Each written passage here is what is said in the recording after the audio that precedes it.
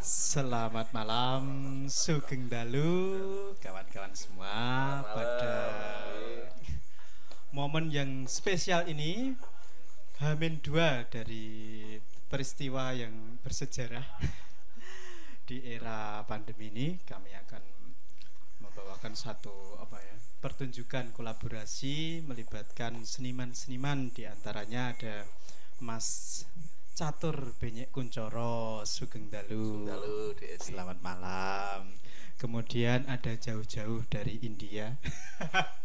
Dari Bandung ada Kang Asri.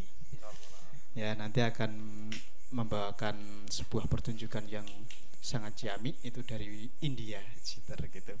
Kemudian ada Mas Rendra Bagus Pamungkas, Sugeng Dalu. Sugeng Dalu. Iya. Itu Petruknya seperti Reoni ya Mas. Reoni. Lah kemudian ada Omah Cangkem Gamelan. Nanti ada Pak Pardiman Joyonegoro. Sugeng Dalu lah. Dan tidak kalah penting, ini adalah istilahnya produser, ada fundernya. Tukang beli job. Iya. Beliau Romo Banar. Selamat malam. Selamat malam. Dan saya profesinya kekancan. Kekancan. Sama ngedem tembolang itu. Lah di sini ada tim stage manager.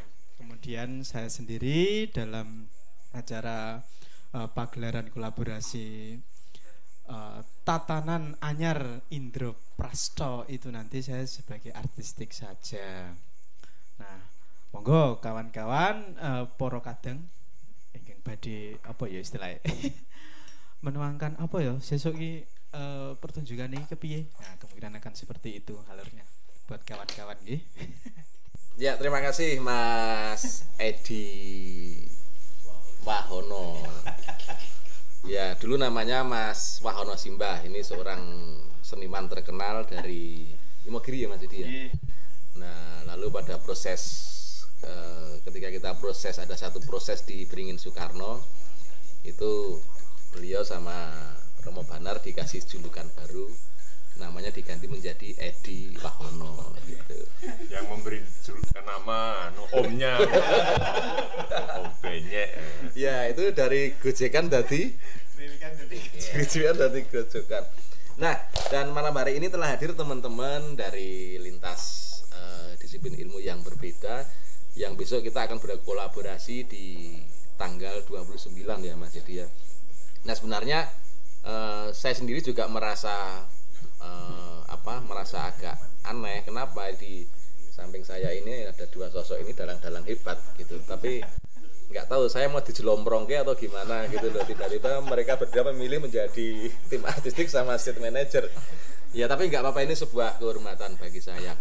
Dan malam hari ini juga sebuah kehormatan karena ada teman lama saya ini, dulu 2010 kita pernah ber-OC bareng ya. Kita pernah buat satu format pertunjukan namanya Wayang Hip Hop.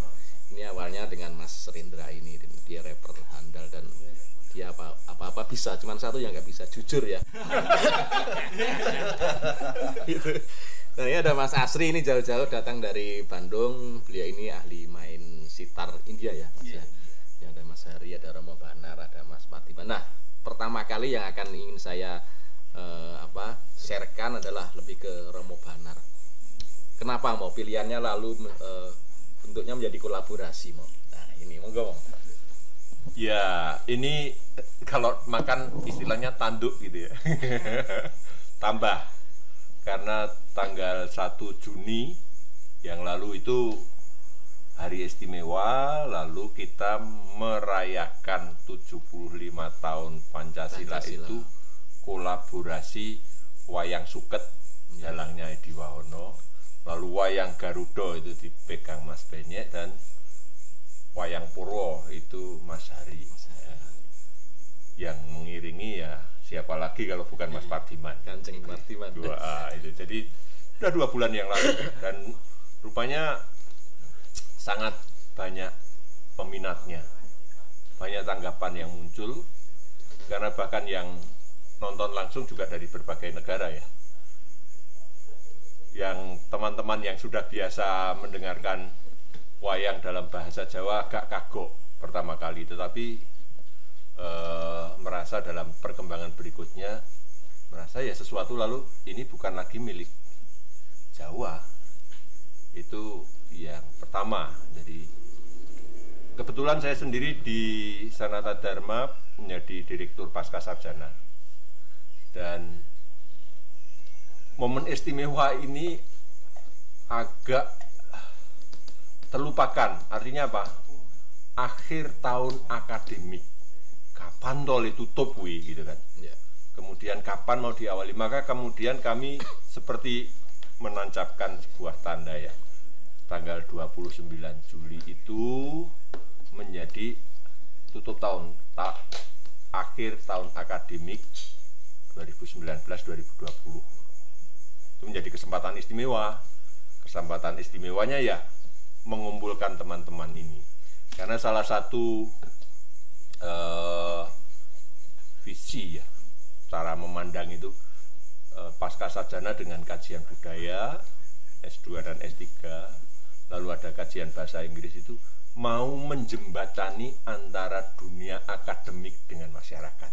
Nah, jadi dunia akademik tidak sebagai menara gading, tapi juga lalu tidak hanya melulu mempelajari, tetapi kemudian menghadirkan. Maka dalam kesempatan ini acara kolaborasi menjadi sebuah momen penting untuk menempatkan ini loh.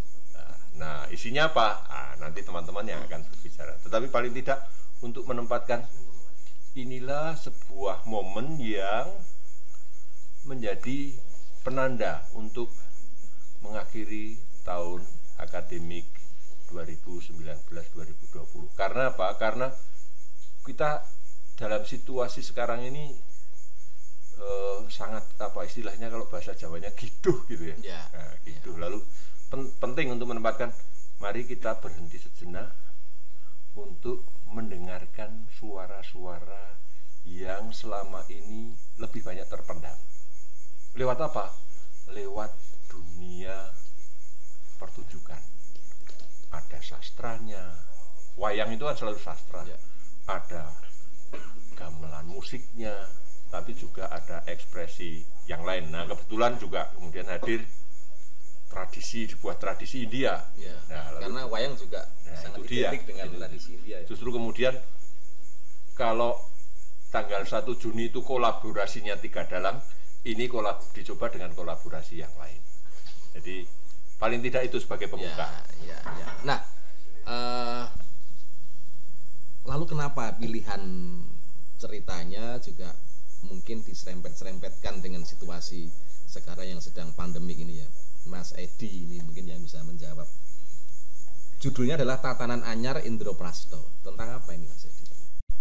Tatanan Anyar Indraprasto itu akan berbicara kemunculan para Pandawa yang sudah 12 tahun bersembunyi di alas Kamyoko itu.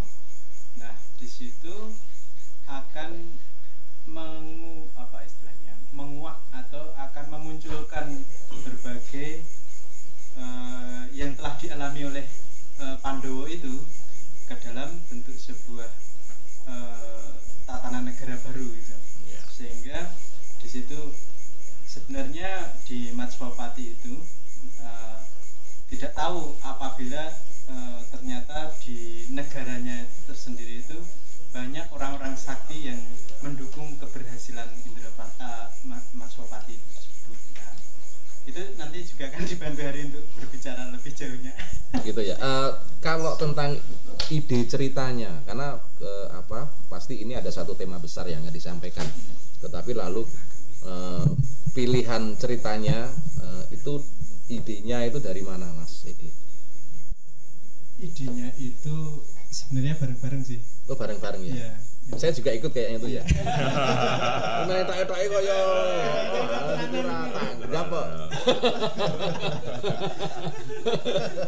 Cuman awalnya Pak ST Sunardi itu memberikan pemantik bahwasanya keadaan sekarang masyarakat dalam tanda kutip itu bingung dengan istilah-istilah baru yang muncul, yaitu ada new normal, kemudian di situ cocoknya apa ya lakon yang untuk menggambarkan keadaan sekarang, kemudian di-share dengan Ki Catur Benyek Kuncoro, kemudian ada Ki Haryanto, kemudian ada Romo Banar yang jelas dan Pak Pardiman. Nah, di situ kemudian muncul tatanan anyar Indraprasto itu.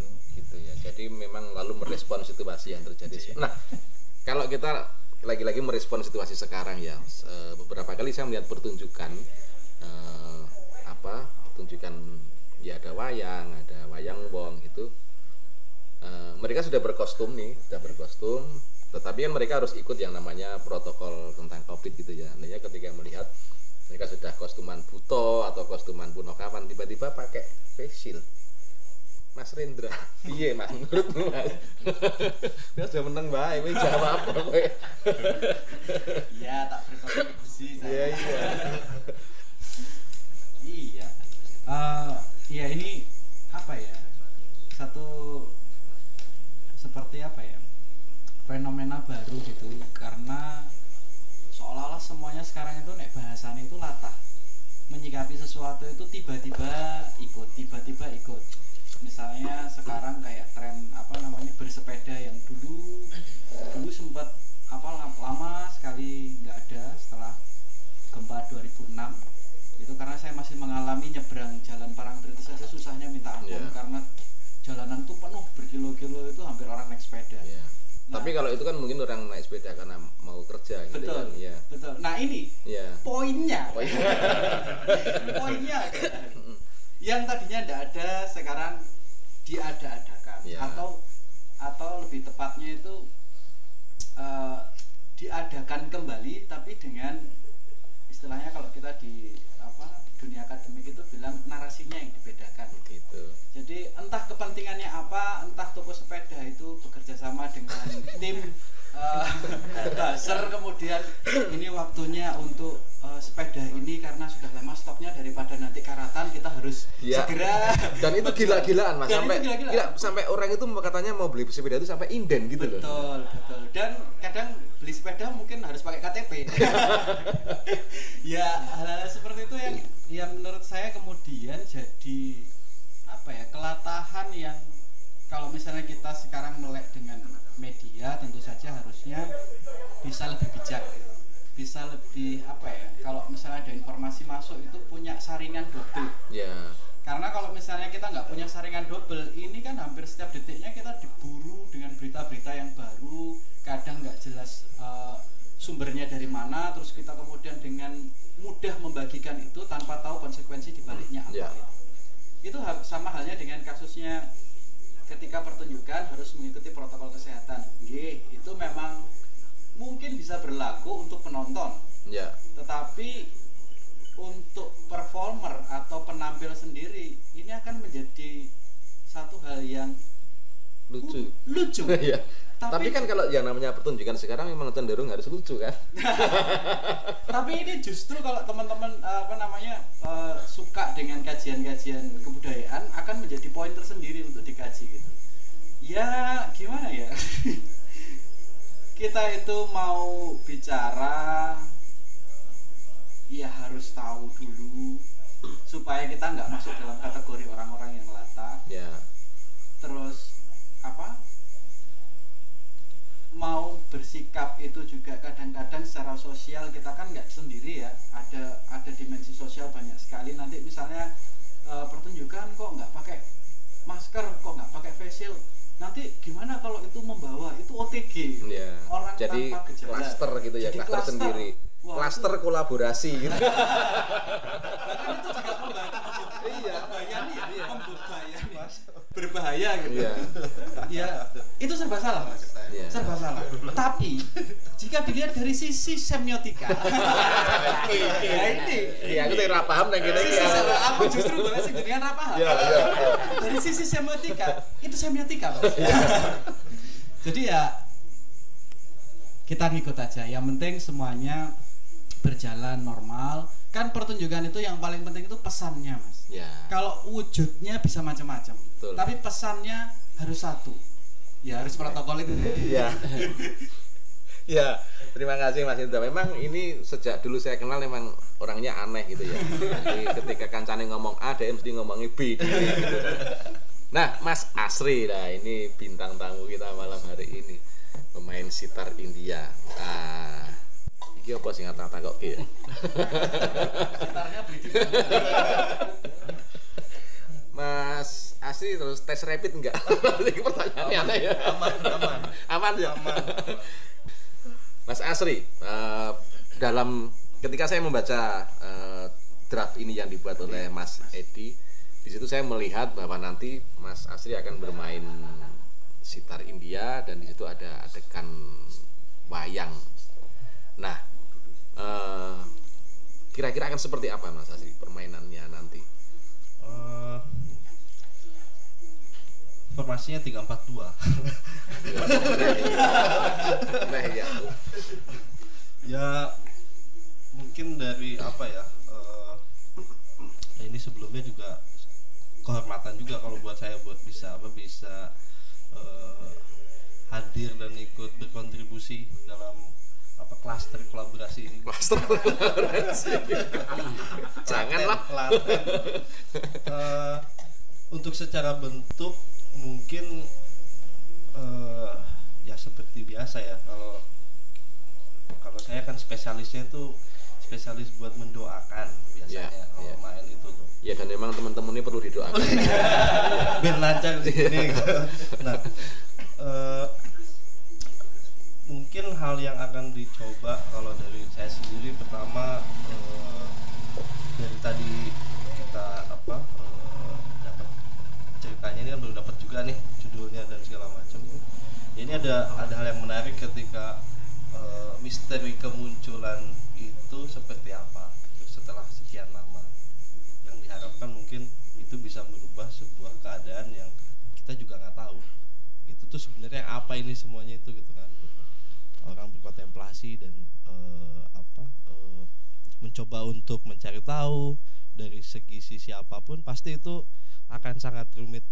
Nah, yang saya menarik dari sini agak sulit dan ini akan seperti apapun saya hanya bisa mencoba untuk mengabstraksikan kerumitan itu sendiri. Nah, ini di sini yang paling menariknya menurut saya terlepas itu dari peluburan-peluburan entah itu wayang itu dari India atau segala macam, tapi mungkin di sini itu kembali ke visi yang tadi itu meleburkan satu semacam kerumitan menjadi sebuah keindahan itu yang mungkin target saya dan misi saya secara pribadi. Kalau nanti bentuknya seperti apa ya itu belum ada strategi, memang kan harus ini entah kita bertahan atau menyerang kita belum tahu. Ya, dan kalau sudah sekelas empu itu memang lalu ada semacam saling merespon gitu ya. Iya, beda dengan yang masih ya.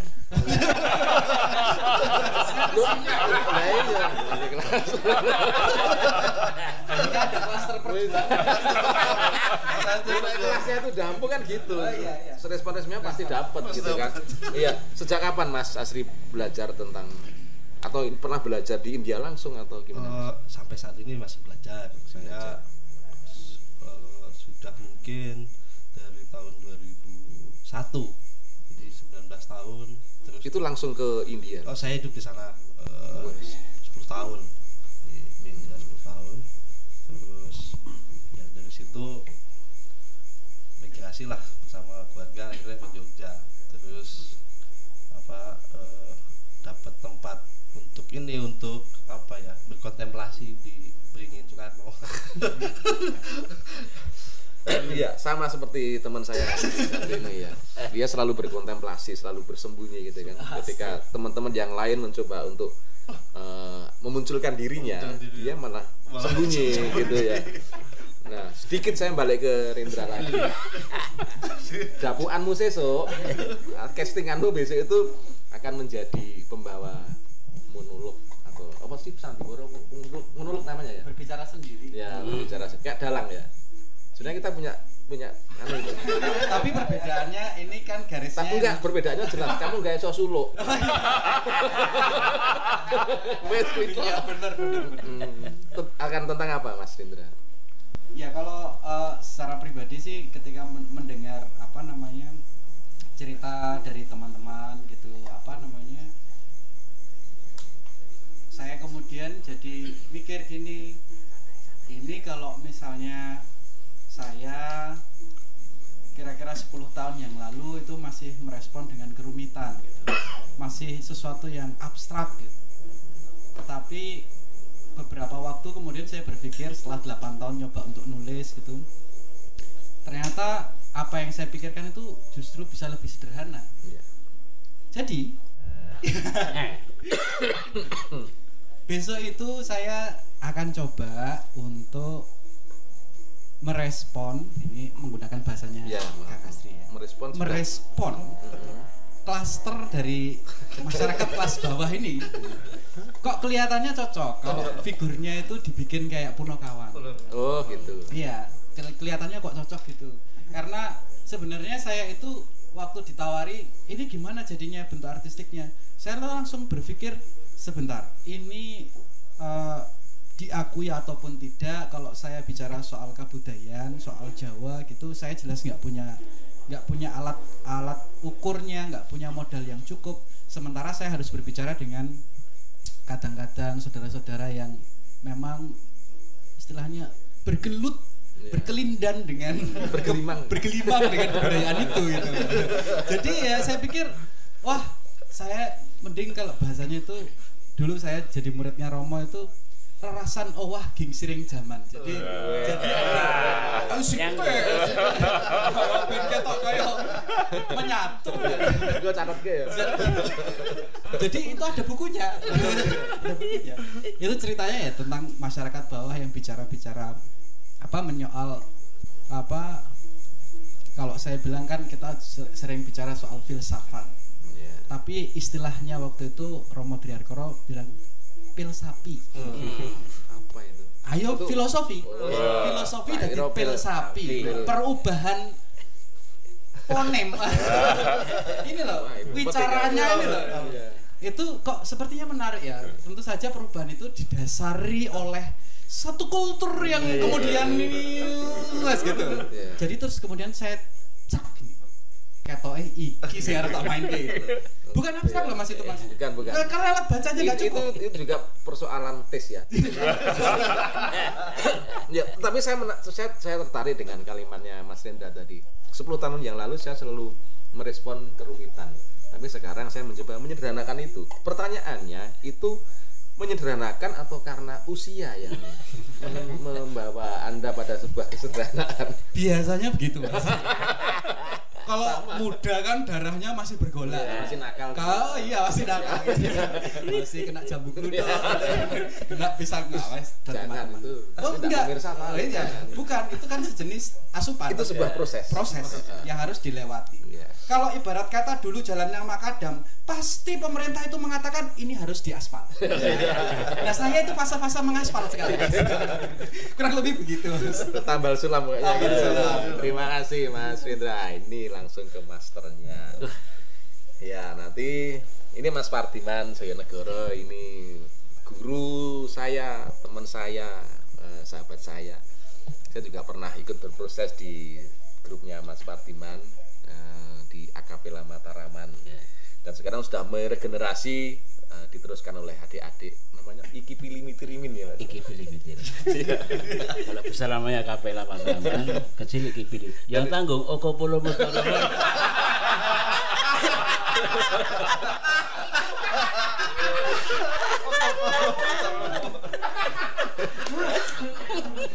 Ya, dan ini sebuah proses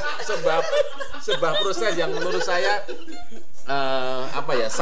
sangat simpel dan sederhana sekali. Ketika beliau tidak ada peralatan untuk latihan, akhirnya memilih bahwa gamelan itu dimakan semua gitu, dan lahirlah menjadi Akapela Mataraman. Tapi di sini saya tidak akan bicara soal Akapela Mataraman, lebih ke konteks besok kolaborasi tanggal 29. Apa yang telah disiapkan Mas Pardiman untuk mengiringi Dalang Hebat terus ada musisi hebat, ada monolog hebat. Hebat. Wah, Iya. itu hebatnya apa ada?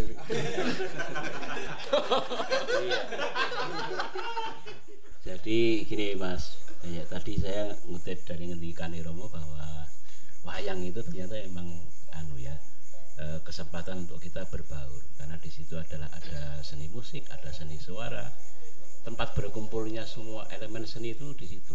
Bahwa yang sendiri sudah kolaborasi itu ya Mas? Iya, ternyata sejak dulu nenek moyang kita sudah mengerti caranya bagaimana mengumpulkan beberapa perbedaan itu. Nah ternyata juga menurut kamus saya sendiri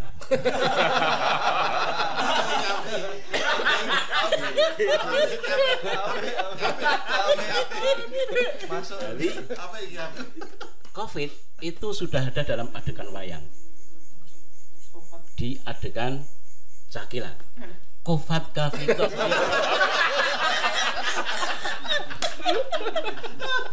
Jadi semua sudah ada. Nah kemudian tadi ini ya, ketika berkumpulnya semua seni itu, ternyata di situ yang bisa tertangkap adalah bagaimana kita saling mulat, saling rasake, saling mendengar, dan saling melihat.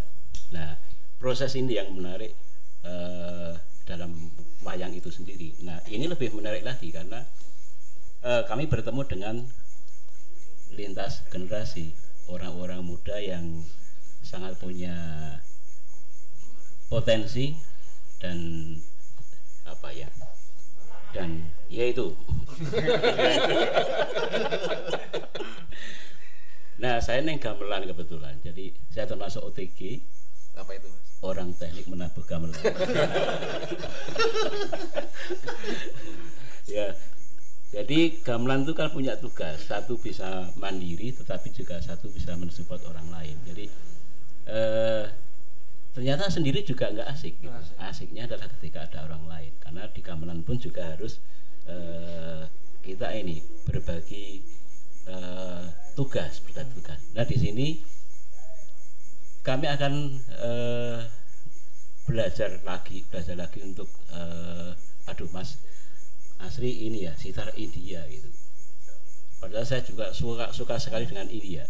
Saya pernah membuat komposisi akapela namanya Dilko Gaya. Saya senang. Nah saya itu berburu syairnya itu luar biasa. Saya nonton bioskop itu 10 kali. Nyateti syaire iku. Biyen ngono pedhe CD. Saiki kok belane di jagat play dan enter ini.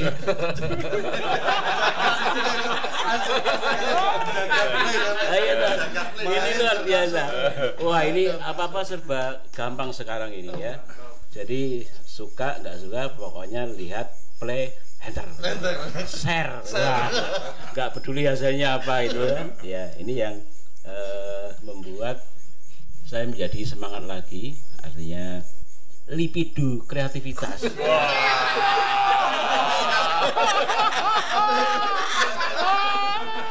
Ini nah kita mengalami itu lagi. Nah ada fase ketika kena Pagebluk, ada 3 fase, lalu 3N namanya, nandang, kemudian nendang, nundung.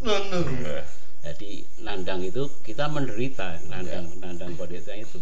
Nah setelah nandang kemudian kita akan berdialog dengan diri sendiri untuk bagaimana cara melawan ini gitu. Nandang.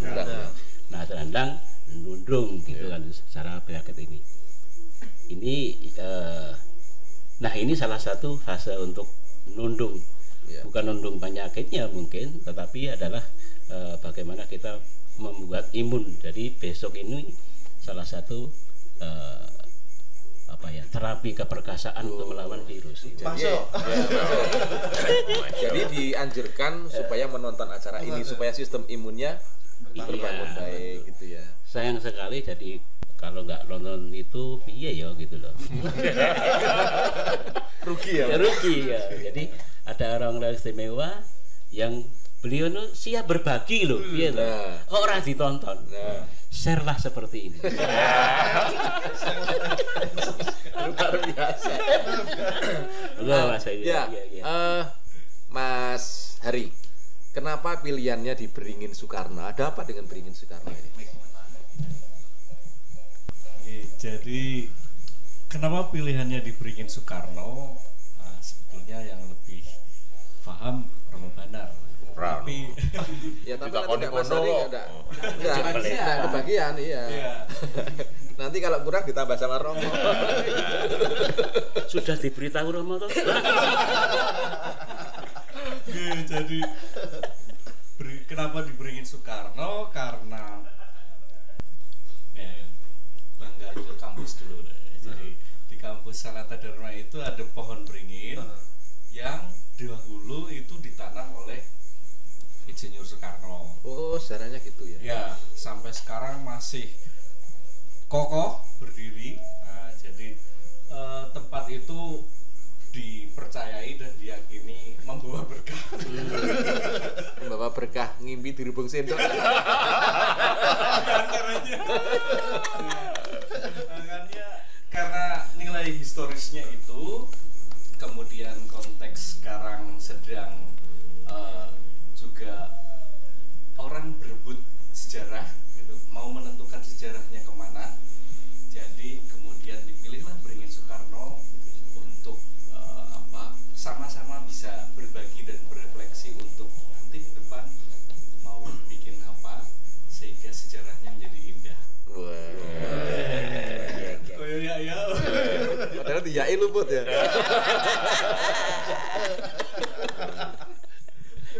Saya tadi yang mendengar Mas Wahono cerita bahwa 12 tahun para Pandawa ini bersembunyi gitu ya. 12 tahun ya. Ya, Hidup di 12, hutan 13 karena tahun ya. Kalah main dadu itu ya, Mas. Di situ.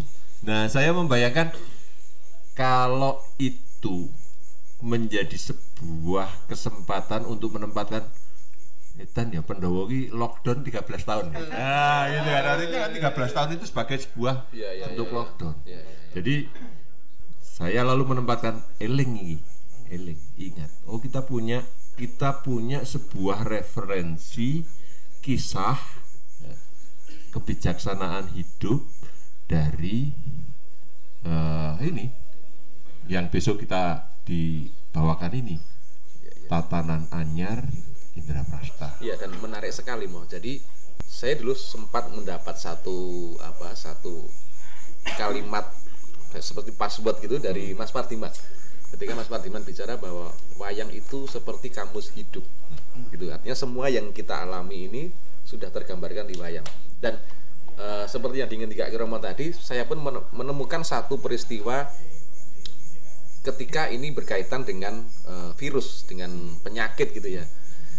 Kebetulan di cerita itu juga ada namanya tokoh Rojo Molo. Kalau kita bicara Rojo itu kan raja, Molo itu kan penyakit.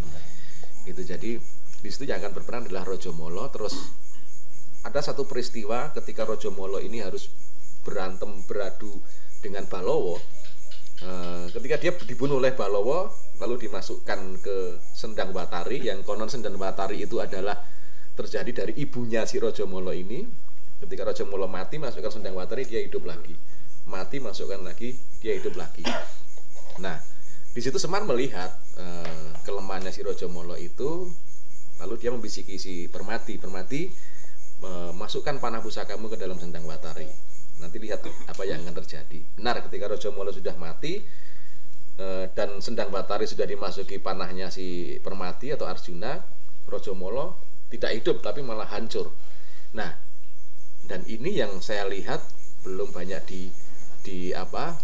artinya kelanjutan dari Sendang Watari ini apa? Nah, kalau begitu satu kata saya tambahkan. Kalau tadi perkara eling, lalu yang di sini adalah perkara waspodo.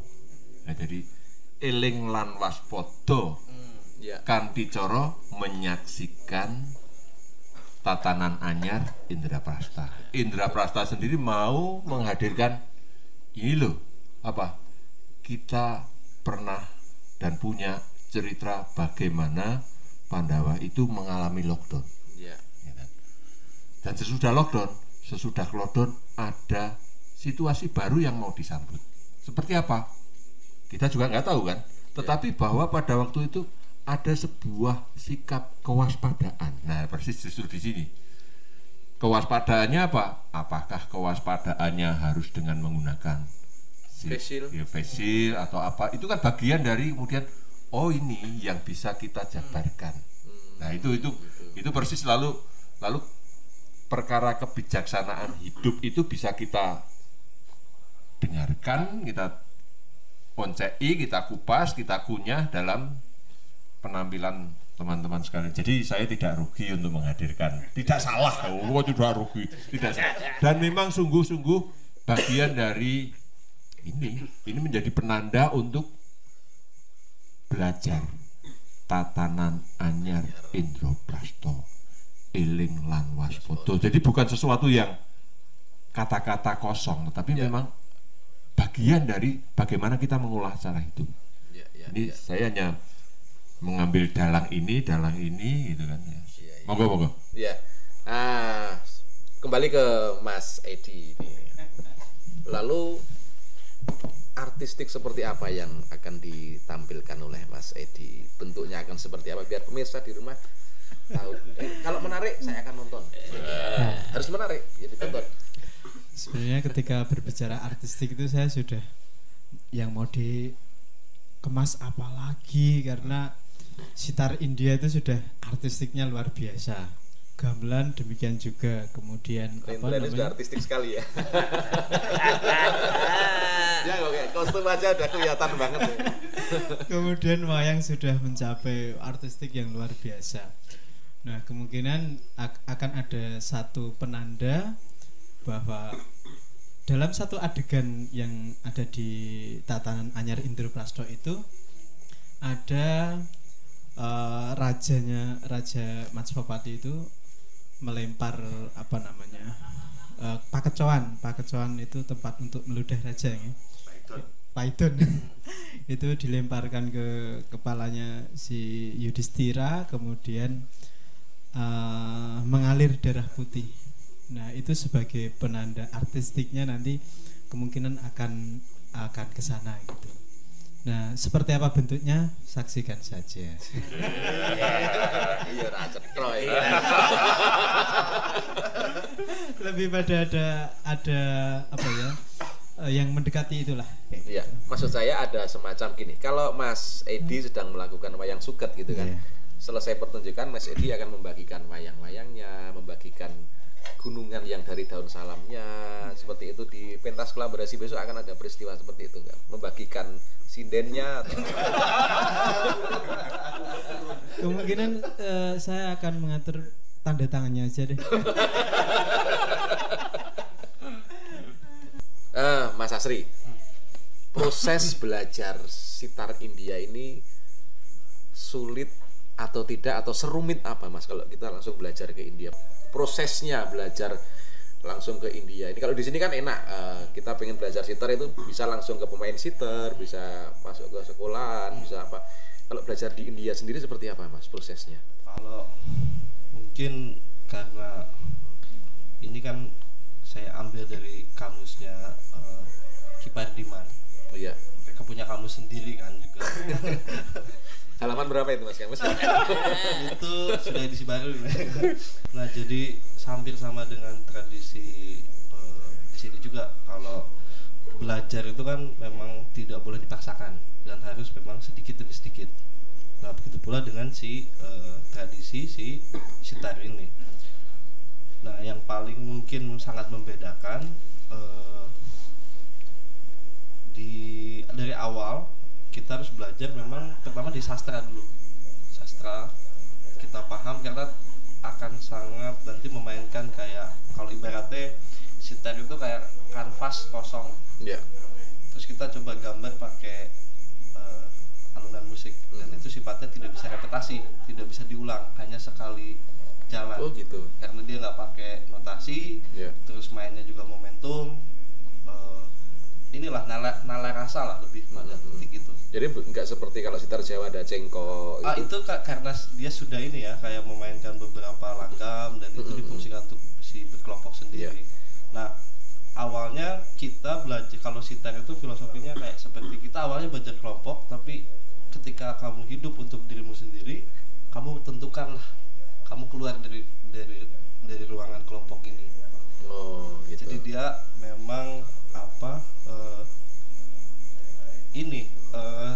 harus memahami bagaimana ketika berkelompok dan bagaimana kita memberikan sesuatu untuk diri kita sendiri sebelum ke orang lain. Makanya dia panjang sekali ini si prosesnya. Prosesnya hampir sama kayak kita belajar kayak misalnya kita ke empunya satu, terus kita belajar cuma mendengar dulu. Jadi kalau ngambil contoh dari saya nggak boleh dulu pegang gamelan, saya harus di luar, di gitu. pojok. Terus itu malah disuruh kayak beli sayur, dibeli. Oh, jadi kayak proses nyantrik gitu ya. Nyantrik ini lebih ke nyantrik dari bawah. Nanti mental yang itu kuat, kelihatan seperti apa. Jadi memang ada beberapa hal yang tidak bisa dimasukkan ke dalam sistem pendidikan yang bukan pada tatanan tradisinya. Makanya apapun yang digali itu, misalnya ada satu statement tuh, ada orang yang sudah hidup dari zaman abad 12 di sana, pertama kali penguasaan si Persia di India itu, dia bilang kalian nggak akan bisa tuh main alat musik India, gamelan, kita nggak akan takut ya? Karena ini nggak bisa diambil langsung ke dalam kampus, karena itu tuh harus berangkat dulu dari anak-anak kecil yang main seperti itu. Dari situ saya malah bisa lebih belajar menyamakan antara tradisi yang lama itu, akhirnya terbongkar dengan apa yang saya alami sendiri dengan proses nyantrik. Sampai saat ini saya masih nyantrik, masih seperti itu ya. Masih. Itu mungkin seperti ini ya Mas, kalau Mas Farti memberi pelajaran kepada anak-anak ada berapa fase itu Mas? Ya. Prosesnya hampir sama. Jadi ternyata kita punya fase pembelajaran itu serawung, tepung, dunung, preso, reko-reko. Jadi serawung itu adalah ketemu. Jadi memang diserawungkan. Kemudian setelah ketemu nanti akan menjadi kenal. Nah setelah kenal kemudian menjadi dunung. Dunung itu paham ya. Kalian preso. Nah preso itu ngerti dan paham. Nah ini yang menarik, ngerti dan paham itu padha karo nek Jawa itu Mas bener ning bener ya itu. Nah kemudian baru tahap akhir itu reko-reko, hubungannya dengan berbagi dan berkreativitas. Nah ini saya cukup senang sekali mendengar informasi itu. Ternyata memang di India prosesnya seperti itu ya, dan di Cina pun juga seperti itu. Nah kita itu nggak ngerti, tiba-tiba menjadi generasi yang sukanya jujuk gitu ya.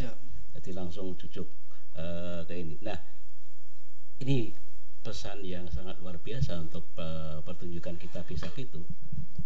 Tidak hanya dapat hiburan, tetapi juga dapat vitamin otak kita itu ya. Jadi rugi kalau tidak nonton besok Rabu itu.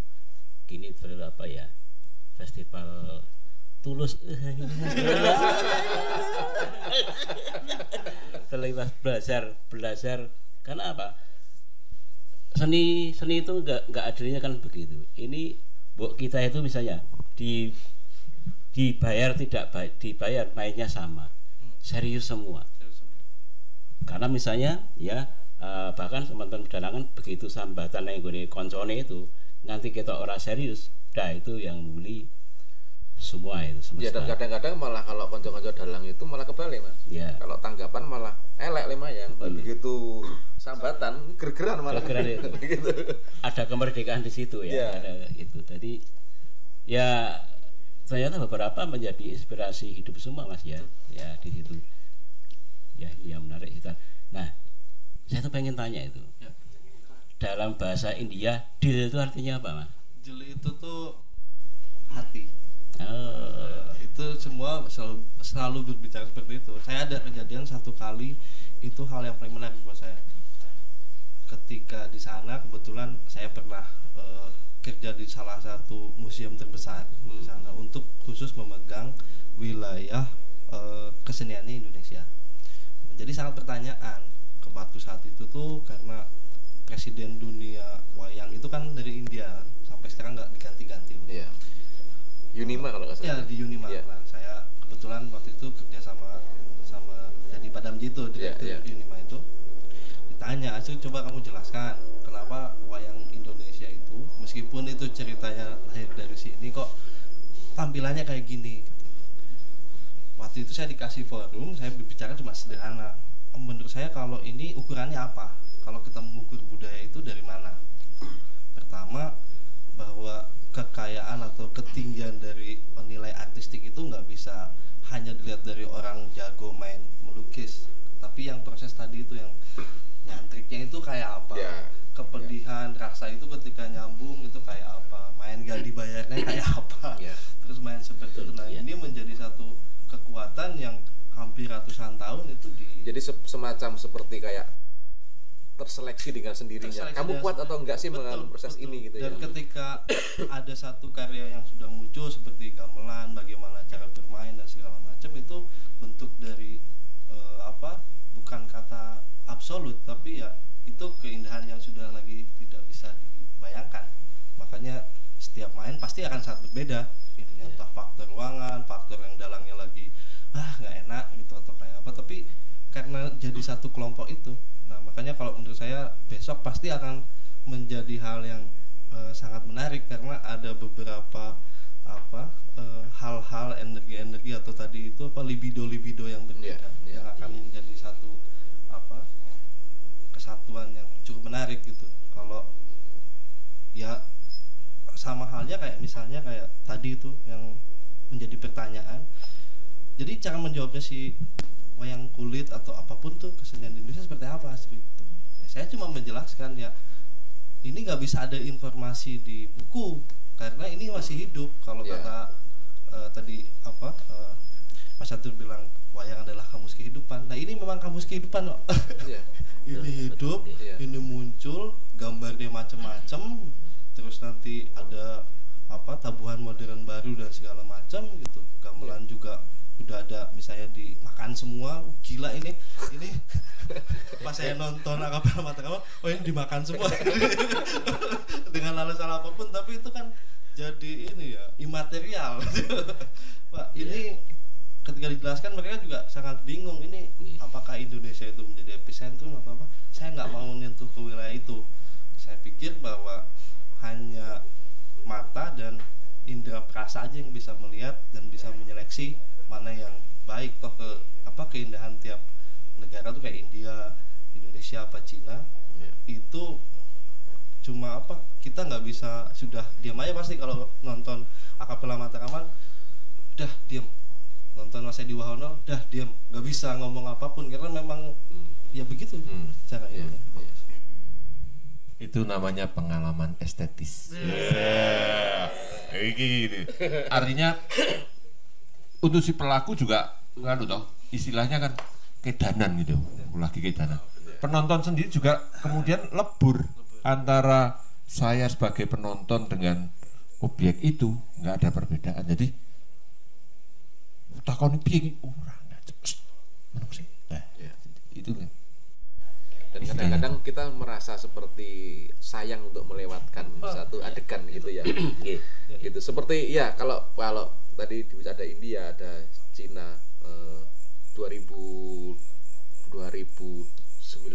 akhir kalau enggak ya 2019 akhir saya juga diundang ke Jepang dan di sana cara dene diplesirke lalu nek kalimat kerennya sebagai peneliti gitu ya. Padahal yang diplesirke aja delok tontonan di sana. Ada satu persamaan sebenarnya seperti yang dialami Mas Asri, Mas Martiman gitu. Di sana juga ketika saya masuk nonton teater boneka itu Bunraku itu juga seperti itu. Prosesnya juga dari awal ada yang pegang kaki, ada yang pegang badan, sama ada yang memainkan kepalanya. Jadi satu boneka itu ada 3 orang yang memainkan dan si megang kaki ini dia harus butuh waktu 1 sampai 1,5 tahun. Jadi dia nggak bisa megang badan atau naik kelasnya itu harus lama seperti itu. Dan kalau sudah pegang kepala, sudah memainkan dan sudah berdialog itu sudah maksudnya sudah artis, sudah menjadi artis. Itu satu. Yang kedua, pemain-pemain entah itu teater noh atau kabuki ataupun ragu, mereka sangat patuh sekali dengan yang namanya naskah. Makanya ketika pertama kali saya dimintai pendapat tentang pertunjukan noh, saya mengatakan sangat membosankan karena frame saya masih frame Indonesia gitu. Artinya ketika melihat satu pertunjukan itu harus ada unsur menarik, harus ada tidak boleh membosankan dan lain sebagainya. Sementara kalau melihat noh itu ketika dia membacakan kayak semacam kondo kalau di sini itu sangat panjang dan membosankan sekali gitu. Tapi ketika kita berdialog dengan pemain-pemain mereka, akhirnya kan setelah pementasan selesai lalu kita masuk ke ruang kostum mereka, kita ngobrol, diskusi, saling tukar kalau wayang seperti apa, bla bla bla gitu. Ya ternyata ada semacam kepatuhan, jadi sedikit pun tidak boleh merubah naskah yang sudah ditulis itu. Gitu. Jadi ya hampir ada kesamaan gitu kan. Ya. Ini yang berarti sebenarnya berkesingan kalau kita simpulkan ya kita sedang berlatih laku becik ya. Berlatih laku becik. Nah ini saya akan berbagi oleh-oleh. Ini menurut kamus yang disusun oleh saya, dicetak oleh saya gitu.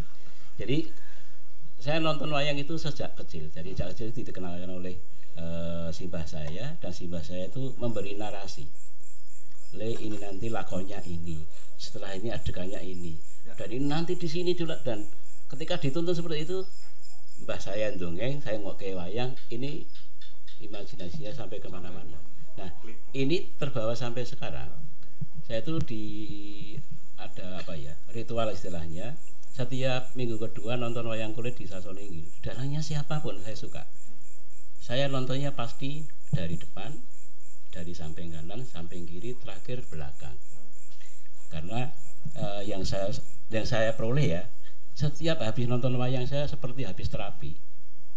Jadi nonton wayang di depan itu yang kita tonton adalah lahirnya.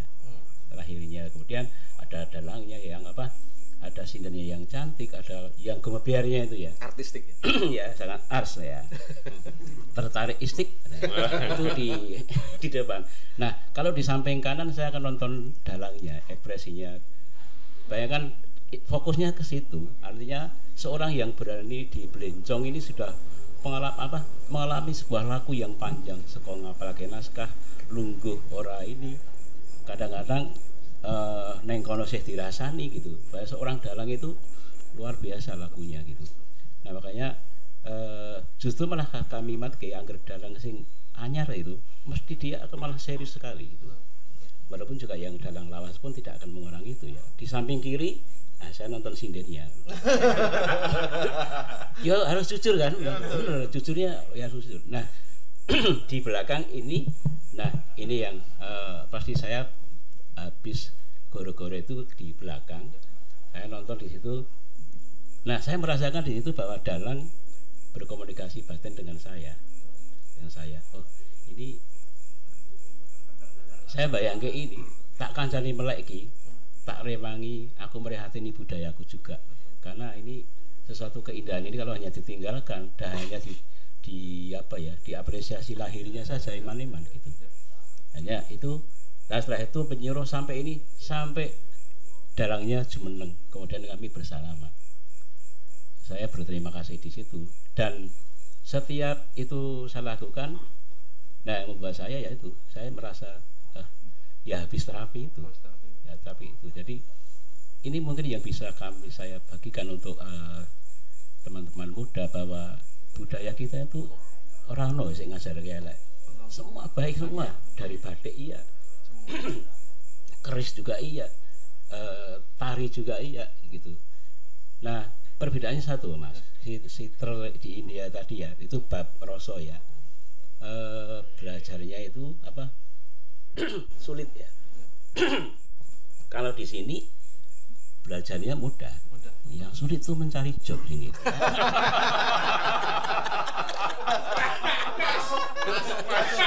Itu Mas. Sudah sulit gara-gara pandemi dibatalkan. Itu kode keras. Wah, itu Kode keras. Kode keras.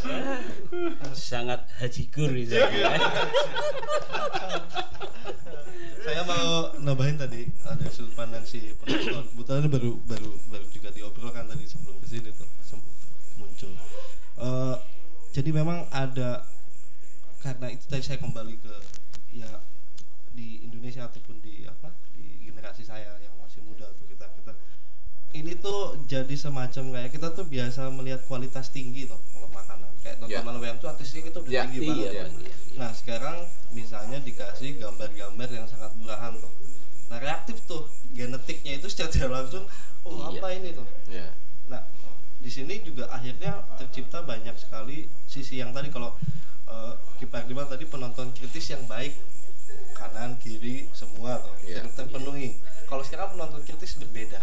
Nah saya mungkin harapan yang ada dalam saya pun juga wah ini dengan seringnya ada proses seperti ini klaster-klaster kolaborasi ini minimal membangun mengajak tadi itu untuk menciptakan penonton-penonton yang kritis tapi baik gitu. Ini karena kritisnya ini kritis bukan lagi ke arah situ. Ini jadi menciptakan yang tadi itu tuh dalangnya kan misalnya buzzer itu kan cerita murah toh. Kalau kita kan biasa dengar ceritanya wah wayang kulit sejam penampilannya udah bagus apapun tuh dari biasa barang mahal dikasih barang murah. Saya pikir ini yang jadi kehilangan arah juga kayak yang nuntun nih saya tuh wah cukup sulit Mas dalam setahun itu saya harus jadi penonton yang baik, harus pasang kuping pasang apapun, terus yang teman-teman di sebelah dikasih tahu jangan kemana-mana ini adegan bagus, jangan kemana-mana ini adegan. Sekarang nggak ada yang mencoba untuk istilahnya saling mengingatkan hal itu. Tapi itu juga memang satu hal yang sangat bisa disiasati dengan misalnya klaster kolaborasi ini yang minimal ada yang udah hancur kan, misalnya kritisnya itu udah kritis yang sangat tidak baik, itu jadi minimal wah ini ada apanya nih, jadi tetap untuk bisa manteng. Nah ini yang paling PR yang paling bahaya sebenarnya dari kalau saya lihat bukan dari kebudayaannya sebenarnya, tapi penonton yang seperti apa ini gitu kan. Apalagi ini di era sosmed seperti ini ya, orang bisa netizen itu bisa ngomong apa aja gitu kan. Dan misalnya ada penonton kritis yang sukanya main politik ya, wis dibawa-bawa ke situ, tapi nggak ada apanya. Ini yang kritis apanya. Nah, kalau saya lihat tuh yang paling berbahaya sebenarnya bukan dari ininya konservasi itu tidak berbentuk hanya banyak acaranya di dinas toh, tapi penontonnya pun juga harus memang dikelola ya. Ya karena itu kan aset untuk keberlangsungan. Ini salah satu PR. Mungkin kalau sekarang akan lebih enak karena orang bisa lebih mudah untuk mengakses, misalnya kita main di platform online, terus ada juga kabar-kabar dari kayak ini dari Jogja gitu. Ini yang saya pikir langkah-langkah positif yang saya wah ini mantap sekali lah gitu. Jadi harus nonton ini. Kalau pesan saya sih Romo Banar, kenapa pertunjukan wayang ini kan lalu basicnya wayang ya Mbak, kenapa harus kolaborasi, kenapa kok nggak saya sendiri aja data ditum kocok-kocok. Iya kan Bang? Jujur ya. Saya sama Pak Diman selesai loh. Ya kalau secara sederhana kan mimpi di Rubung Sendok itu juga bukan hanya impinya Mas Benye atau impiannya Mas Pardiman. Itu kalau secara pada wilayah guyon ya. Tetapi pada wilayah yang lain justru kemudian menjahit atau menenun gitu ya. Salah satu kekhasan Indonesia itu kan kain tenun ya. Di mana-mana lurik juga tenun, di ulos tenun, di mana-mana. Nah, ini kita kan sudah mulai punya pengalaman kolaborasi tanggal 1 Juni yang lalu. Pengalaman menjahit, pengalaman menenun, dengan kalau itu menjadi wayang Garuda kan menjadi sangat kiobo wayang Garuda. Menjadi terlalu kontemporer gitu ya, terlalu kontemporer. Tetapi ketika kemudian hanya wayang kulit gitu ya, wah terlalu kuno, biasa, gitu. udah terlalu lama. Atau kemudian wayang suket, apa meneh wayang suket, suket itu pakanane sapi. Tetapi kemudian ketika ditempatkan bersama-sama, lalu kan menjadi sesuatu, ada sesuatu kalau yang seperti kemudian hidangan itu menjadi lebih menarik gitu ya. Menjadi sangat prasmanan lagi Ya, ya, ketika misalnya basicnya ini kita mau makan nasi goreng gitu, begitu nasi goreng itu ada pernik-pernik, ada lalapnya, ada ini, jadi mungkin lebih enak. Betul, apalagi Lebih ketika santai, kemudian nasi goreng dicampur bakmi dari Magelangan. Ya. Nah, itu sesuatu yang gado-gado. Ya, tapi kadang-kadang gini, pecel, gitu ya. kadang-kadang melihat kolaborasi itu, kadang-kadang kalau kita melihat masakan nasi goreng, kalau lalap ini masih masuk ya, terus dikasih kerupuk ini masih masuk, tapi kadang-kadang nasi goreng kalau di situ ada pelek ya, ini nggak masuk kan ini. Ya orang popo nasi goreng itu lebok ke pelek. Ya. Nah ini sesuatu yang justru juga menjadi sesuatu yang tanda tanya. Artinya apa? Artinya Mas Benye dari seni tradisi wayangan dan pernah punya kolaborasi dengan Mas Rendra yang dunia aktor, Ya. tapi menjadi wayang hip hop. Itu kan sudah jahitan tersendiri. Besok kolaborasinya tidak lagi menjadi sebuah wayang hip hop kan, sesuatu yang lain lagi. Apalagi Mas Asri dengan sitar India. Sederhana, kalau India disebut sitar India, tapi kemudian ketika di Jawa di dalam gamelan kok tadi sitar, itu sendiri kan udah sitar. Nah ini kan Sitar, perkara ya. bahasa ya, Ya. bahasa roso gitu kan. Nah kemudian ketika besok akan dikolaborasikan kayak apa, itu akan menjadi sebuah pertanyaan dan akan tadi pengalaman estetis memancing. Saya tanya misalnya, pernah Pak penjenengan dikolaborasikan dengan sitar ini? Belum pernah. Ah, Ini belum. satu Justru pengalaman. sesuatu besok kayak apa ya? Ini nggak ada spell-spellan latihan dulu, pure gitu Makanya kan. memang kuncinya mengetan gini ya. Iya. Andu-anduan gini ya. Andu-anduan ya. Itu kan sama kalau di jalan raya itu juga lalu lintasnya nganggo moto. Set. Iya. Kondisi apa kondisi? Enggak usah latihan ya. Nek mandek terus pendelik ya biayaan gitu kan. Ya, tapi ada satu hal menarik yang seperti yang dikatakan Romo. Ketika satu proses kolaborasi ini juga lalu memang membutuhkan satu pemahaman yang kita itu harus, misalnya saya basicnya adalah seni tradisi. Ketika awal mula harus melakukan kolaborasi dengan satu disiplin ilmu yang berbeda, katakanlah ketika saya harus dalang harus diiringi dengan musik apa namanya, jenenge apa, musik sing kaya komputer itu. Synthesizer. Nah, seperti itu. Sanitizer. Beda ya. Masuk sanitizer. Ya. Hancur. Masuk.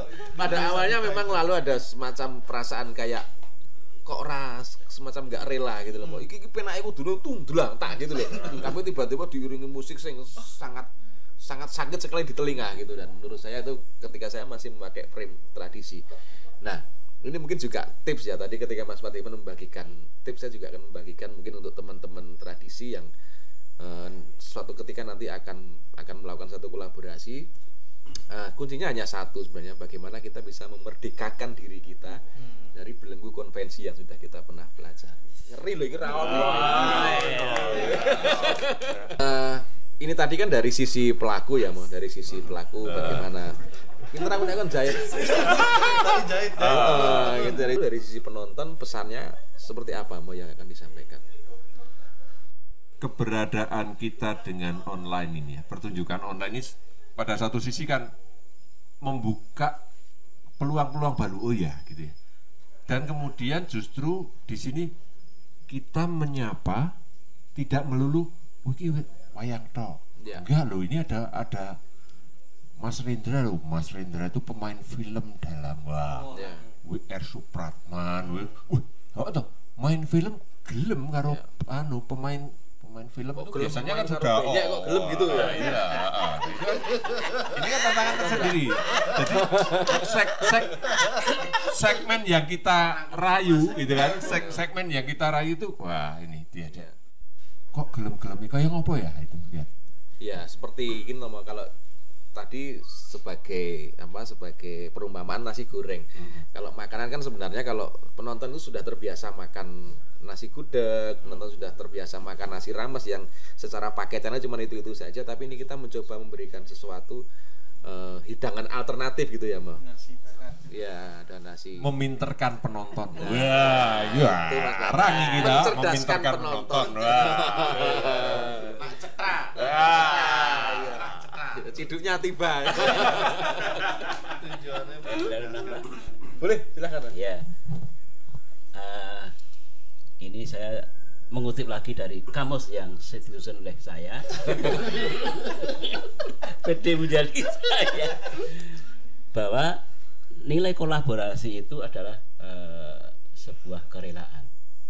Kerelaan membuka diri dan menambah ilmu.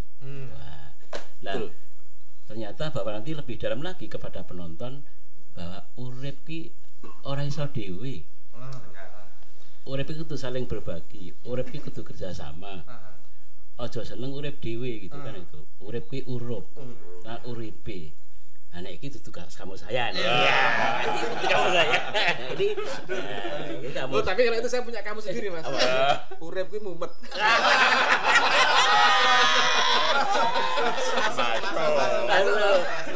Iya. Urip itu mumet. Bener. Tapi kita masih punya tadi loh, Mas. Tenun tadi ngomong ya. Jadi memang kita diajarkan oleh nenek moyang kita untuk tenun tadi ya, menjahit, menata di situ supaya itu menjadi berwarna dan itu diiyakan oleh orang Jawa. Tenin.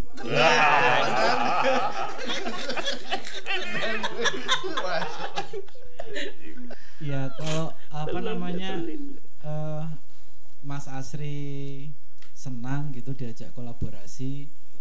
Ini juga idep-idep setelah lockdown itu kan kita tahu bahwasannya ubet itu susah sekali. Beberapa teman-teman seniman ada yang alih profesi jadi penjual rempeyek, kemudian jualan. Tapi itu juga bentuk kreativitas. Betul, ya? betul. Neng makso. Oh iya toh. Konon kategori spiritual itu kan gitu. Kalau kamu bidangmu memang di situ, maka tekunilah. Alih wahana itu akan buang-buang waktu. Daripada bakul semua. Kalau saya secara pribadi kan gini, kadang kalau menyoal soal makanan tuh gini. Kalau saya misalnya tanya gitu ke teman yang memang dia hobi kuliner, saya akan tanya, kalau di kira-kira di Bandung ini makanan yang paling ngehits nih apa ya? Tentu saja saya membutuhkan apa namanya istilahnya masukan dari orang yang memang sudah merasakan betul, tahu gitu. Artinya saya butuh orang lain untuk meyakinkan saya. Dalam konteks ini kan misalnya berbagi kayak sifat kolaborasi ini itu seolah-olah ya kalau dari kacamata penonton itu kan nalarnya seperti itu. Janjane atau sebenarnya kalau misalnya kamu berbagi itu rasanya kayak apa sih? Nah, jadi kadang-kadang kita membutuhkan lidah orang lain untuk meyakinkan diri kita sendiri gitu. Yo memang nggak mudah. Secara pribadi saya yang terutama tidak lahir pada disiplin tradisi gitu, hanya punya memori masa kecil papa saya ngajarin dalang. Itu masih betul saya. Untuk daerah terus kita. Nah, santet. Ini bapaknya ngerti, orang diajarin itu.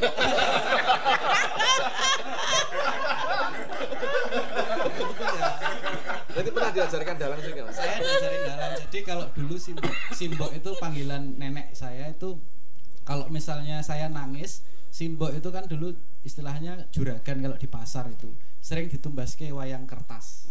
Jadi itu sampai sekian misalnya sekian tokoh itu ditumbaske gitu, dibelikan sama simbok saya. Terus nanti saya akan motong pelepah gedebok pisang dan saya keliling kampung. tok men gitu. Saya nggak tahu apa yang ada di kepala saya waktu itu. Terus saya ingat betul bapak saya ngajari ini apa? Ngeprak itu dari kaleng apa namanya? Susu. Yang dulu kan kalengnya di bolong-bolong terus saya potong. Nah, beliau ngajari itu dan itu betul-betul membuat saya ini apa namanya? Sampai sekarang itu mencintai wayang. Meskipun saya nggak bisa menjelaskan wayang itu apa gitu, tapi secara rasa estetis itu tadi modal dasarnya itu sudah ada dari dulu. Sampai akhirnya saya juga waktu tetaan itu saya nanggap wayang. Dalangnya tau Dalangnya bapaknya Pak Mas Heru. Oh, Heru anu. Iya, Dalang Sareh waktu itu karena di Jawa Timur. Jawa Timur ya. Judulnya Tumuruning Wahyu Eko Bawono. Saya masih ingat betul. Dan saya juga punya pengalaman yang itu meneguhkan saya kemudian hubungannya kenapa saya sudah susah untuk bersusah-susah gitu kalau berekspresi itu. Ya maksudnya kalau bikin sesuatu itu mencoba untuk menyederhanakan itu. Karena saya melihat misalnya di contoh kasus di teater modern ya, karena saya lahir di teater modern. Kadang-kadang keaktoran itu kan bidiannya selalu bicara soal barat. Barat itu selalu jadi center gitu. Bahwa standar keaktoran atau standar permainan yang tepat itu ya harus rujukannya versi barat gitu. Sementara teman-teman saya pernah bermain sama teman-teman ketoprak dari Gombong, itu saya nggak ada seujung kukunya sama sekali. Nalar barat saya gunakan. Jadi waktu Bowo, waktu nembang itu, kalau di teater modern kan ini ya haram hukumnya ada pembisik. Itu kan haram hukumnya. Istilahnya wah nggak sah berarti kamu berlatihnya nggak bagus itu. Padahal di teater di teater tradisi waktu itu studi kasusnya di ketoprak itu karena saya meleset bidian ininya, nadanya, intingannya itu meleset, itu dibimbing dari belakang. Saya sempat merasa wah haram ini. Saya anak haram ini. Aktor yang haram di atas panggung. Tapi ternyata setelah saya lihat, oh, saya kemudian setelah pertunjukan itu selesai, saya kemudian membaca diri saya. Saya yang lahir dari teater modern, rias masih diriasi. Sementara pemain tradisional yang datang dari Gombong naik motor, duduk di salah satu sudut pakai bedak yang cuma bener itu udah cepuk, itu udah selesai semuanya satu pengadek itu make upnya.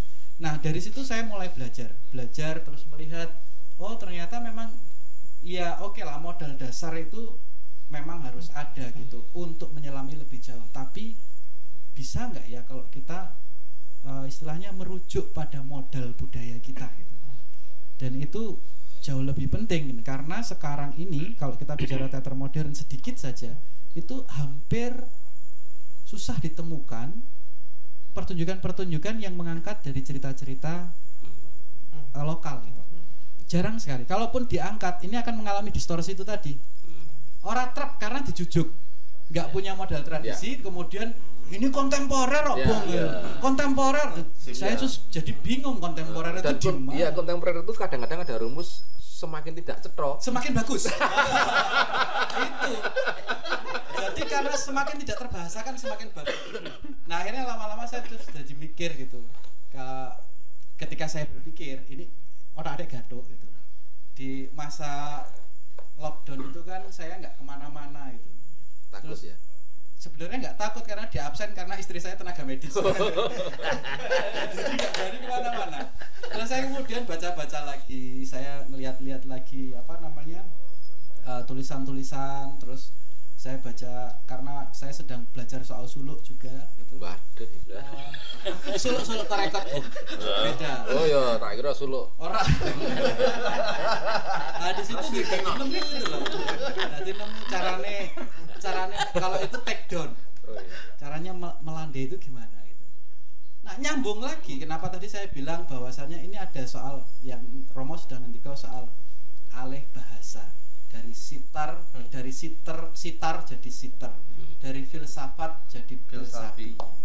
Itu saya temukan ketika saya coba untuk buka-buka tulisan Romo Driarkoro yang mencoba untuk, kalau dulu saya bikin tulisannya itu Driarkoro Mintorogo. Jadi bagaimana sosok yang sedemikian membicarakan sesuatu hal yang langitan itu dengan bahasa yang membumi gitu. Iya. Nah besok itu keinginan saya juga gitu, karena saya melihat ini, saya nggak paham Indroprasto seperti apa, tapi saya ambil sepertinya ada tokoh yang bisa diajak bicara. Salah satunya mungkin Punokawan yang sering merepresentasi masyarakat, atau istilahnya dijadikan rujukan. Nek masyarakat itu di tokoh wayang kan susah ya, kadang-kadang yang susah itu maksud saya gini, yang sering dijadikan rujukan kan, kenapa kok Romo Ismoyo, kenapa kok Gareng, kenapa kok Petro, kok jarang sekali ngomong ini Gatot Kaca, itu jarang sekali. Itu hanya figur untuk istilahnya memberikan penyebutan atau bombong atau gimana ya, pujian gitu, tapi jarang sekali yang wah kok kamu pikirannya sama kayak Romo Ismoyo ya gitu ya, jarang gitu. Nah, saya juga nggak ngerti itu kira-kira mungkin besok itu ubetnya gitu. Jadi ketika saya tadi datang ke sini, saya menyerahkan betul diri saya karena saya nggak tahu mau ngapain. Saya serahkan lah, karena dulu pesennya sepuh-sepuh dulu kan, kalau kamu datang ke satu tempat, ya lebih baik kamu duduk mendengarkan. Akhirnya begitu saya duduk mendengarkan, Pak Wardiman langsung ngendiko, nanti iringannya begini loh, begini, kamu nanti gini. Wah itu saya yang penting. Jadi ada proses belajar baru. Dengan harapan teman-teman teater modern yang nanti melihat gitu, itu bisa melihat mungkin ya seburuk-buruknya seperti saya merepresentasi karya kolaborasi ini dari tradisi ke teater modern. Kayak gimana ya? Kira-kira gitu. Mau kira-kira. Tapi juga artian ini situasi sekarang itu semua orang dijadikan konsumen. Iya. Ya kan? Padahal dalam wilayah seni yang kita bicarakan ini, itu penonton bukan konsumen. Karena apa? Ketika dengan dunia industri ini, penonton dijadikan bodoh. Mati, udah hanya karena iklan aja istilahnya kan the art of seduction. Jadi itu seni merayu. Wes, udah. Tetapi dengan cara di sini penonton itu kan diajak, tadi istilah saya adalah mengalami sebuah pengalaman estetis. Gitu. Jadi saya atau penonton lebur dengan apa yang kita lihat. Ada sedikit ini aku tak takon. Jadi gini, fenomena pertunjukan daring, katakanlah seperti wayang kulit atau ketoprak atau wayang orang, sekarang semuanya itu karena dalam situasi pandemi itu menjadi pertunjukan yang sifatnya virtual gitu. Nah ada semacam beberapa teman dalang yang khawatir ketika nanti penonton sudah nyaman dengan satu metode virtual ini, jangan-jangan nanti akan berpengaruh pada pertunjukan live. Bagaimana, Mo? Saya merasa tidak, karena betul bahwa sekarang itu sebuah dunia yang diciptakan adalah percaya dengan menonton, percaya dengan mata. Padahal kemampuan mata itu sangat terbatas. Kemampuan kita untuk menangkap itu hanya pandangan. Tetapi telinga tidak kita fungsikan. Ya, telinga tidak kita. Padahal telinga itu 360 derajat. Nah, di sini tadi karena semua disihir hanya dengan sebuah mata kamera. Bahkan mata kamera pun kemudian masih di make up kan ya, masih di make up. Nah, justru dalam seni yang baik itu seni pertunjukan wayang maupun musik, bahkan sekarang pun menonton musik. Lah kok menonton kok musik? Bukan mendengarkan. Ya. Itu kan sudah ada sesuatu. Selenco ya. Selenco itu kalau giginya palsu lalu dikasih emas itu kan celing. Pada satu sisi celing ning selenco. Itu. Menonton ya bukan hanya menonton. Ya. Dan ketika menonton virtual itu juga tidak mendapatkan atmosfer itu seperti yang dijelaskan Mas Partiman tadi ya, bisa dari belakang dari. Saya mau menambahkan dua kalimat yang tadi muncul. Ki Catur sama Mas Hendra, belenggu konvensional dan teater modern. Nah, pemandangan cara menonton kita itu sebenarnya standarnya harus ikut ke sana ya. Misalnya kayak kalau wayang kulit tuh minimal pakai GoPro ya deket gitu kan, si wayang ekspresif itu kan. Ini menurut saya ada hal-hal yang paling menarik untuk kemajuan selanjutnya itu untuk menyamakan standar itu sebetulnya ketika menonton. Dan kayak nonton bola itu atmosfernya sampai kena gitu kan biasanya. Nah itu yang jadi fenomena juga sebenarnya bukan dari sisi senimannya saya pikir ini, karena ini kan udah ngomongin lagi dari biasa hajatannya bareng-bareng itu seperti apa gitu kan. Ini kan kalau ngomongin peristiwa pasti hajatan organizer seperti apa, dan itu sangat kompleks. Tapi di sisi seniman ya mung sampai cerita gitu kan, nanti pengemasan itu udah berbeda lagi. Nah ini era yang saya pikir tuh kalau tadi tontonan si daring itu memang itu jadi salah satu hal yang PR bersama-sama untuk dilakukan, karena ini memang udah menjadi standar kebutuhan akhirnya untuk mendapatkan tadi bagaimana si visual itu dapat dan secara macam gitu. Misalnya wayang tiba-tiba kayak nonton di bioskop kan gitu filmnya, terus standar layarnya misalnya 16 berapa gitu, itu kan cuma seni apa yang berbeda lagi bagaimana cara menampilkan itu. Nah pemandangan yang tadi itu terjadi di penonton itu kena belenggu konvensional karena selalu mendingan nonton apalah itu yang kualitasnya HD misalnya di si para terus tadi rujukannya kan selalu rujukan yang paling tinggi tuh, kayak misalnya kita konvensinya ke barat tuh yang memang menciptakan platform ini tuh. Tapi ada juga yang menarik ketika yang sudah asik podcast ini tuh nggak akan ditonton orangnya kok, cuma diputer ininya doang, suaranya aja. Itu juga menarik. Jadi nah si penonton ini ya akhirnya jadi tadi itu ini berbicara di wilayah akhirnya tetap pada target si konsumen. Kalau kan ini penonton jarang banget dipikirkan toh.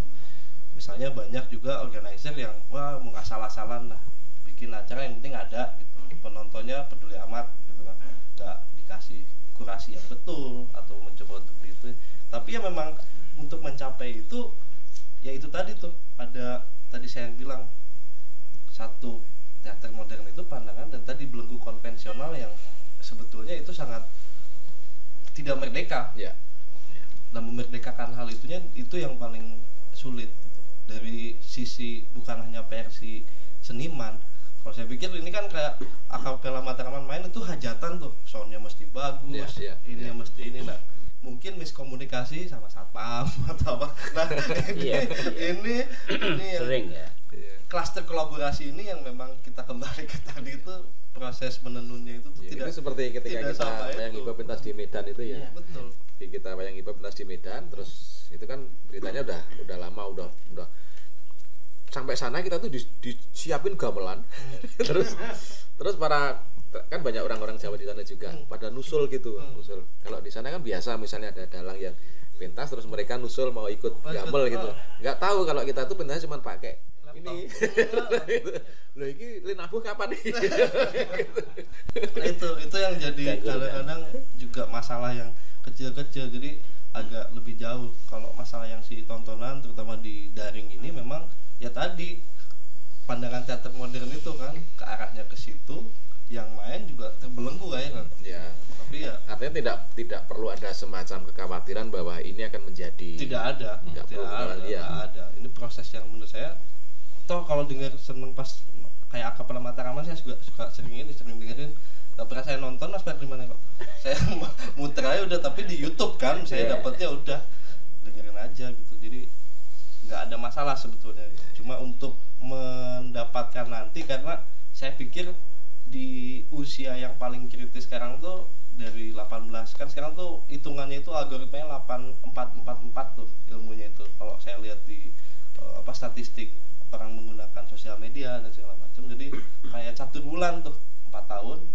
Nah, yang paling aktif tuh yaitu 18 24 sampai 34 itu tuh yang paling menguasai media daring. Catur ya berarti kali ini. Catur. Bukan Rendra. Catur Gotro. Itu mau, silakan mau ditawarkan. Maka ada pemilihan istilah gitu. Mau menggunakan istilah apa nih? Pementasan, pagelaran, atau pertunjukan. Itu sendiri kan dari istilah itu kan sudah mempunyai sesuatu yang berbeda satu dengan yang lain. Ya, kan? Gitu ya. Di tempat Kalau yang maka sifatnya lab itu pasti pagelaran gitu. ya gitu kan. Tuh. Tetapi juga ketika daring apakah bisa itu juga digelar gitu ya. Pertunjukan. Siaran. Penggunaan istilah penonton barangkali juga perlu dikembangkan gitu. Nah, ini. Maka ada istilah kemudian pandemen. Nah, itu kan itu ada pandemen apa? Fans kan itu kan. Nah, ini dia. Ini lalu memasuki wilayah istilah politik bahasa kan? Ya, Pemilihan bahasa. Kalau sekarang ketika ada pertunjukan wayang yang itu memang konsep padat, lalu konsep kecil, lalu latah disebut dengan wayang celimen gitu. Ya, kenapa tidak disebut dengan wayang ringkes? Kenapa dengan wayang apa gitu loh. Artinya bahkan instansi pun sekarang pakai istilah wayang celimen gitu. Enggak mencoba diklasifikasi ini wayang apa gitu ya. Itu kalau gitu kan lalu bahasa ekonominya kan ubet. Nah, itu seniman sendiri juga perlu ubet gitu kan, memilih istilah. Asal enggak jualan payah ya. Apa sebutannya kita wayang yang ini ki. Iya, karena istilah kolaborasi sendiri kan sudah merupakan sebuah istilah, bukan merupakan istilah bahasa Indonesia yang langsung gitu ya. Mungkin nanti kita menemukan sebuah istilah baru bahasa Jawa yang kolaborasi. Apa ya nanti istilahkan bahasa Jawa ya kan? Belum kita pikirkan sampai ke sana kan. Yang ini pengalaman dulu, oke kita alami, kita hadirkan. Nanti kemudian digelar, digulung, dirasakan, dimamah, didiskusikan. Ya seperti ini maka ini kehebatan Darjo itu dari Jogja. Tatanan Anyar Indro Prasto mengingatkan kita akan kekayaan, akan kejayaan Nusantara. Untuk mengingat itu, silahkan tonton pagelaran kolaborasi Tatanan Anyar Indro Prasto pada tanggal 29 Juli jam 8 malam. Jangan sia-siakan pertunjukan ini karena menghadirkan berbagai artis, aktor, banyak edukasi di sana untuk menyadarkan diri, menyikapi keadaan yang sedang terjadi ini. Seperti yang ingin digake oleh Romo Banar di dalam pertunjukan itu mengingatkan pada eling lan waspada, dan bahwasanya Pandowo itu kuat melakoni lockdown selama 13 tahun. Jadi kita bisa mengajar dari peristiwa Tatanan Anyar Indro Prasto. Bisa ditonton di channel YouTube Darjo dan juga kajian budaya Sanata Dharma.